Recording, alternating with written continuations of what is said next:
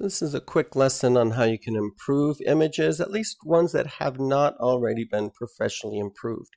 This picture of my backyard from a few years ago is a good example. It looks pretty good. It's got some bright color in it and everything, but I want to show you how this can be improved. So first of all, I'm going to do it just the wrong way. Image adjustments. These are all adjustments that we can do to our image, and it's the levels that I'm showing you today.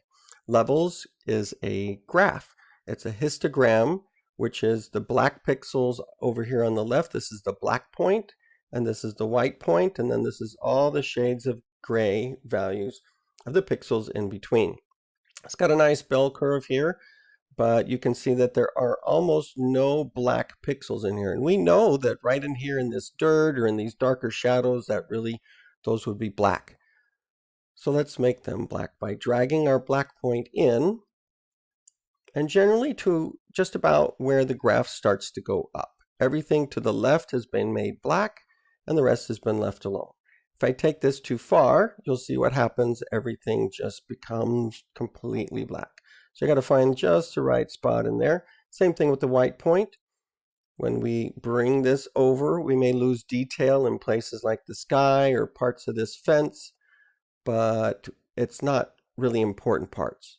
So the last thing I do is I'll take that midpoint and I'll stop looking at the graph, just look at the picture and go kind of crazy, and then just find a point that I think looks pretty good.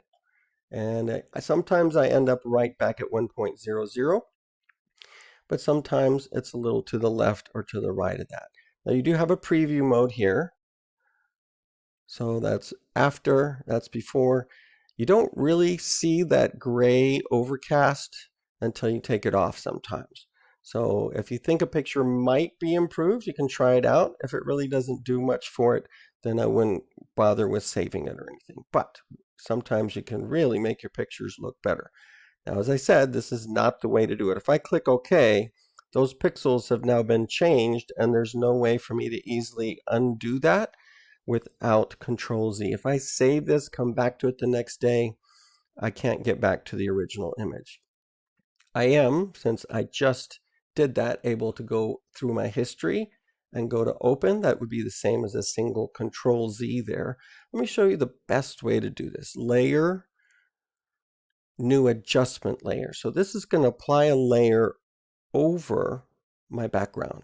So let me show you. New adjustment layer, levels. And you can see that I've got that here, and it can be turned on and off. And I can make that same adjustment, bring the black point in, bring the white point in, brighten it up a little bit, wiggle this back and forth, find a good spot. And now I've got an improved image, but I can see the original one at any time, and I can open this back up and adjust it later. That's why it's an adjustment layer. Let me do the other one that I tend to like. It's the vibrance, because it gives me a little boost of color if I want it, or I can tone it down. Sometimes the pictures we have too much color in them and we want to tone them down. Usually we're bumping it up a little bit. Same thing with saturation. If I go all the way to the left here, this is not the best way to make a black and white image. It's just removing all color values, and you don't ever want to go all the way. It looks kind of silly that way, but you can definitely make your backyard look a lot nicer. So I can turn off these two adjustment layers, and what I would do is save this as a Photoshop file and then export it as a JPEG with the word edit in the name, so I would know that that is an edited version of this.